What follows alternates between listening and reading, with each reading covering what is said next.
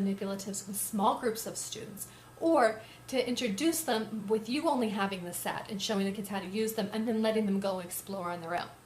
However, I do like having the whole class use manipulatives at once. I think it is a really good teaching technique. So I'm going to give you some tips for that here. The 2 rules that I had for manipulatives were, don't touch the materials until the teacher gives the signal, and when you hear the clicker, hands off. So students knew that when the math helpers gave them the manipulatives, they were supposed to sit there with their hands folded on their desk and not touch. And anytime in the middle of the lesson when I used the clicker, which is just a little signal that I had, they knew to fold their hands instantly. No one was touching anything else. If they broke those rules, they knew that the consequence would be that they would lose their manipulatives. Usually I would not say a word. I might give a warning, but normally I just walk over, blank and motionless face, not showing any anger, grab the manipulatives, go and put it on my desk, and keep right on teaching. And the child would just sit there for a few minutes without them. If he or she was able to handle that consequence without attitude, I'd give them back in a few minutes. Walk over, put them right back on the desk, and they could pick up where they left off. But it was important to establish the expectation that when you're using manipulatives, it is a privilege and you need to do it the right way. If you're playing around with them, you're not going to be able to learn. So those were the 2 rules that I enforced. We also talked a lot about using versus playing with the materials. A lot of times children want to make little designs with the manipulatives, or they want to make sure everything is perfect. If you're using place value blocks, they try to line everything up just the right way. Well, I teach them that's playing with the materials. This is not an art project. We're supposed to be focusing on the math concept here. So your manipulatives should look like my manipulatives. If yours don't look like mine, then you're playing around with them. Now this is an obvious example of someone playing around with math. When it's time for cleanup, set a timer. You may need a little bit more than 3 minutes, a little less, depending on the age of your students and the type of materials. But setting a timer will kind of move things along a lot more quickly. And make sure that you have a place for kids to put random pieces that they find. Invariably, there will be 1 or 2 pieces left over on the floor. So have a container that's always in one place where the kids know if they find something on the floor, go put it over there in that container. And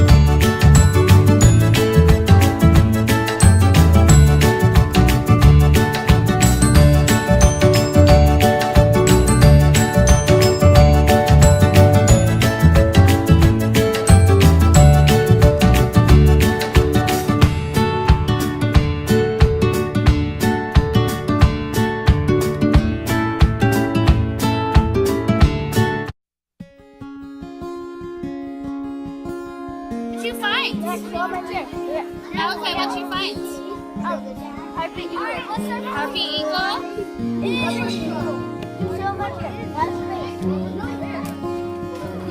Integrating technology into our lesson.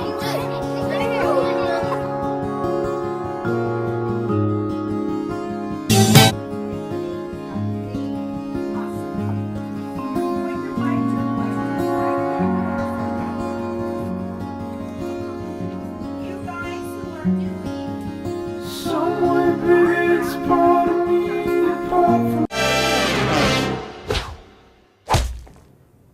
Guided reading, generally that starts with a reading mini lesson, and that could be on a reading strategy or skill, and it also could be on like teaching a workstation. So for today, it was teaching, the fluency workstation. Okay, today, before we go into guided reading, our important guided reading groups, I'm going to teach you one more workstation. So first, can someone tell me what are the workstations that we've been working on? Nyla? We can do creative writing. We could get a mysterious picture from the creative writing folder. Okay, good. So it would be really lovely if you could just teach them all in one sitting and then have them do it. But we definitely do kind of like a rolling out version of Reader's Workshop.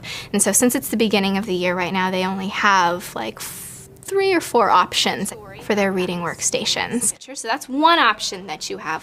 What's another workstation that you can work on? I started out the year with just teaching them silent reading, and then we practiced that. Writing workstation. And then yesterday we had talked about you could also do silent reading, right? That's a third option. And then once that starts looking good, then we add on another workstation. And so, we noticed that many scholars didn't know how to sign their name in cursive. So it was like we needed a cursive workstation.